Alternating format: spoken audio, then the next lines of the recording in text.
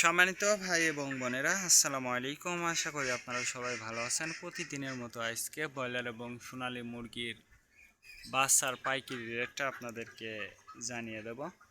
তো অবশ্যই আপনারা কে কত টাকা পিস ব্রয়লার এবং সোনালী মুরগির বাচ্চাটা নিয়েছেন অবশ্যই আমাদেরকে কমেন্টের মাধ্যমে জানিয়ে দেবেন। তার কারণ বাচ্চাটা কিন্তু বিভিন্ন রেটে বিক্রি হচ্ছে, বিশেষ করে ব্রয়লার মুরগির বাচ্চা।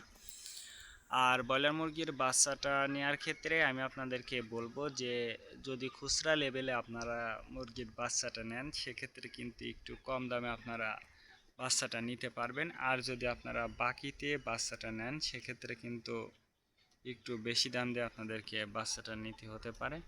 এই জন্য আপনারা বাজারটা ভালো করে যাচাই বাছাই করে তারপরে আপনারা বাচ্চাটা নেবেন। আর বাচ্চাটা নেওয়ার আগে অবশ্যই আপনারা বোর্ডিং ব্যবস্থাটা কিন্তু ভালো করে করবেন। আজকে নারিশ কোম্পানি বলের বাচ্চা বিক্রি হচ্ছে 40 থেকে 45 টাকা। কাজী কোম্পানি বলের বাচ্চা বিক্রি হচ্ছে 40 থেকে 43 টাকা। আতাপ কোম্পানি বলের বাচ্চা বিক্রি হচ্ছে 40 থেকে 44 টাকা। নাহার কোম্পানি বলের বাচ্চা বিক্রি হচ্ছে 40 থেকে 45 টাকা। নিহুব কোম্পানি বলের বাচ্চা বিক্রি হচ্ছে 40 থেকে 44 টাকা। A1 বলের বাচ্চা বিক্রি হচ্ছে 40 থেকে 43 টাকা। প্রভিটা বলের বাচ্চা বিক্রি হচ্ছে 40 থেকে 45 টাকা। প্যারাগোনা বলের বাচ্চা বিক্রি হচ্ছে 40 থেকে 44 টাকার মধ্যে আপনারা ব্রয়লার মুরগির বাচ্চাটা নিতে পারবেন ইনশাল্লাহ। এবার সোনালী মুরগির বাচ্চার পাইকারি রেটটা আপনাদেরকে জানিয়ে দেব। আপনারা যারা সোনালী মুরগির বাচ্চাটা নেবেন আমি আপনাদেরকে বলবো যে অবশ্যই আপনারা চেষ্টা করবেন যে লোকাল থেকে বাচ্চাটা নেওয়ার জন্য।